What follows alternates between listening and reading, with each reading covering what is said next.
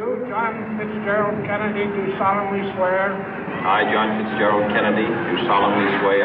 That you will faithfully execute the office of President of the United States. That I will faithfully execute the office of President of the United States. And will, to the best of your ability. And will, to the best of my ability. Preserve, protect, and defend the Constitution of the United States. Preserve, protect, and defend the Constitution of the United States. So help you God.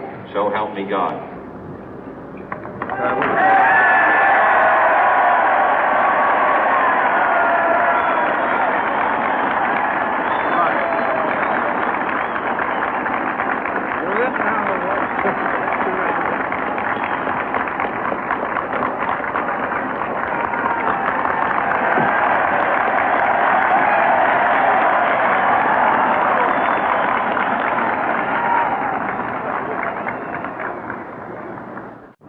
Vice President Johnson, Mr. Speaker, Mr. Chief Justice, President Eisenhower, Vice President Nixon, President Truman, Reverend clergy, fellow citizens. We observe today not a victory of party, but a celebration of freedom, symbolizing an end as well as a beginning, signifying renewal as well as change. For I have sworn before you and Almighty God the same solemn oath our forebears prescribed nearly a century and 3/4 ago.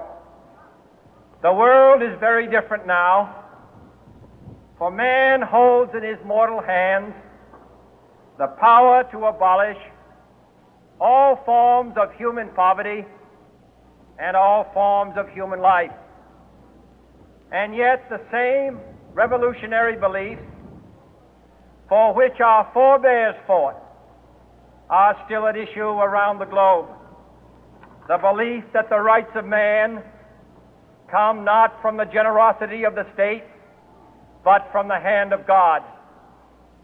We dare not forget today that we are the heirs of that first revolution.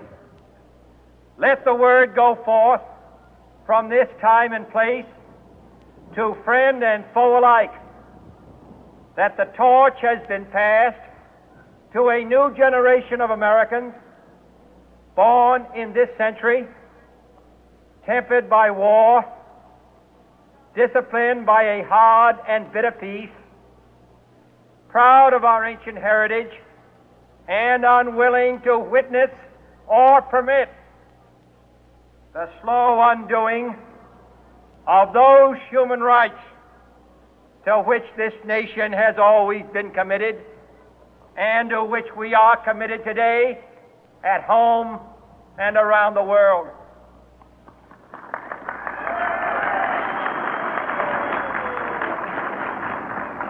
Let every nation know, whether it wishes us well or ill, that we shall pay any price, bear any burden, meet any hardship, support any friend, oppose any foe to assure the survival and the success of liberty.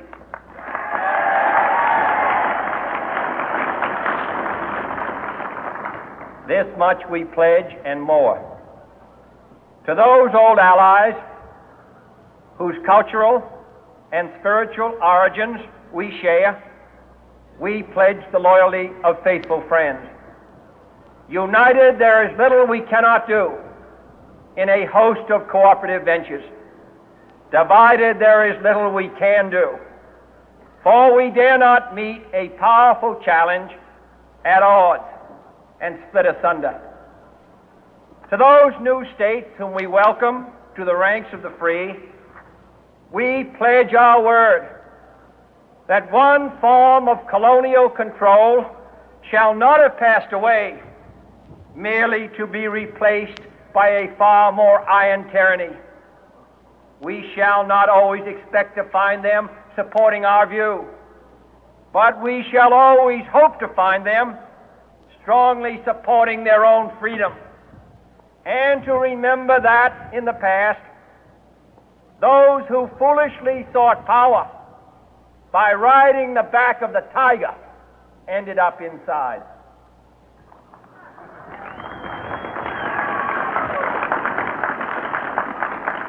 To those people in the huts and villages of half the globe struggling to break the bonds of mass misery, we pledge our best efforts to help them help themselves for whatever period is required, not because the communists may be doing it, not because we seek their votes, but because it is right. If a free society cannot help the many who are poor, it cannot save the few who are rich.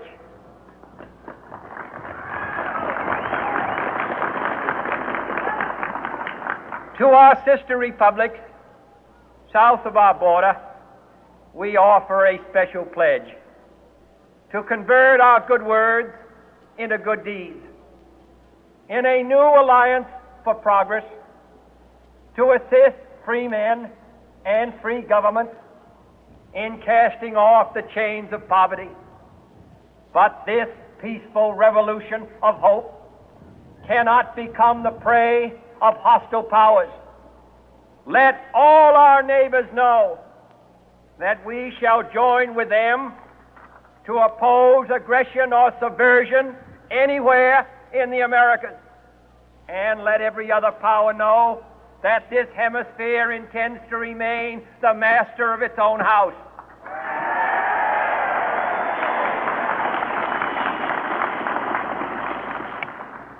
To that World Assembly of Sovereign States, the United Nations, our last best hope, in an age where the instruments of war have far outpaced the instruments of peace, we renew our pledge of support to prevent it from becoming merely a forum for invective, to strengthen its shield of the new and the weak, and to enlarge the area in which its writ may run.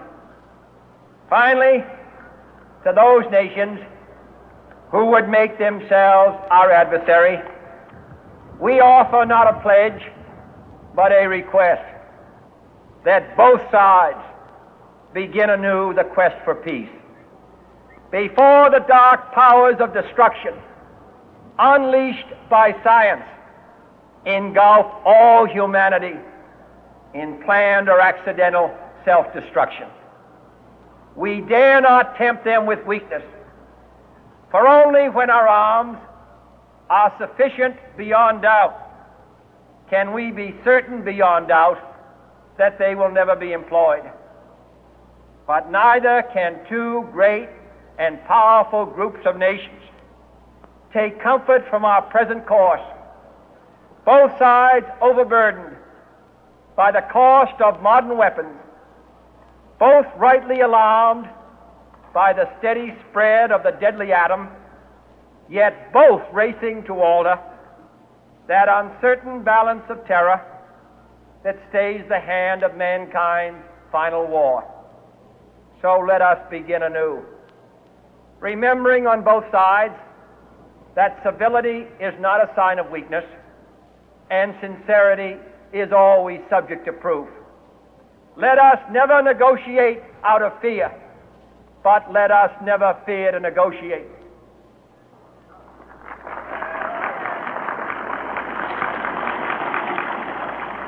Let both sides explore what problems unite us, instead of belaboring those problems which divide us. Let both sides, for the first time, formulate serious and precise proposals for the inspection and control of arms, and bring the absolute power to destroy other nations under the absolute control of all nations.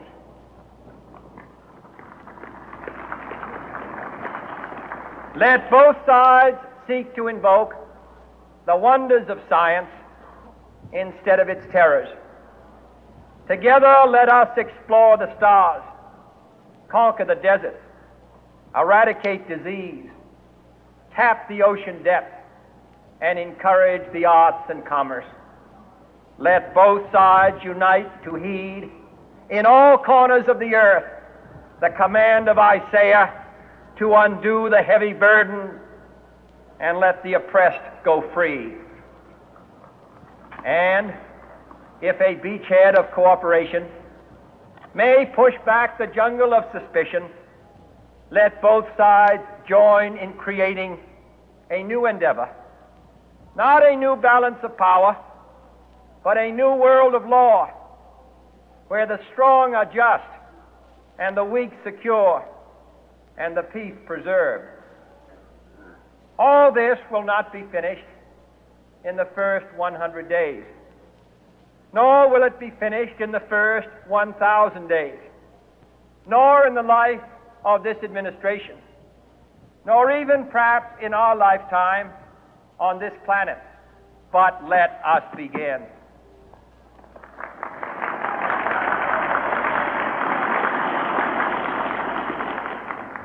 In your hands, my fellow citizens, more than mine, will rest the final success or failure of our course.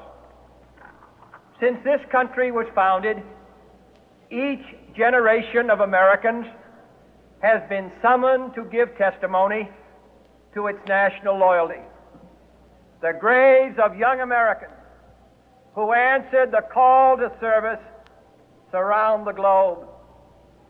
Now the trumpet summons us again, not as a call to bear arms, though arms we need, not as a call to battle, though in battle we are, but a call to bear the burden of a long twilight struggle, year in and year out, rejoicing in hope, patient in tribulation, a struggle against the common enemies of man, tyranny, poverty, disease, and war itself. Can we forge against these enemies a grand and global alliance, north and south, east and west, that can assure a more fruitful life for all mankind? Will you join in that historic effort?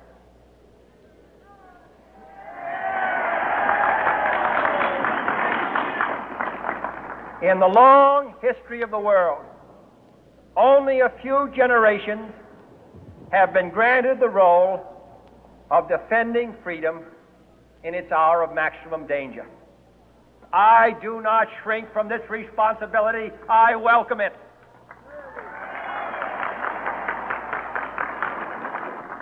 I do not believe that any of us would exchange places with any other people or any other generation. The energy, the faith, the devotion which we bring to this endeavor will light our country and all who serve it. And the glow from that fire can truly light the world. And so, my fellow Americans, ask not what your country can do for you, ask what you can do for your country.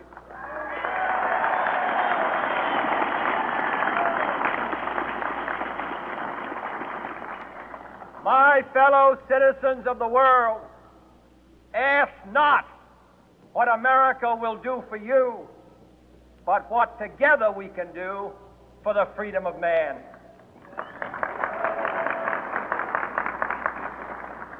Finally, whether you are citizens of America or citizens of the world, ask of us here the same high standards of strength and sacrifice which we ask of you.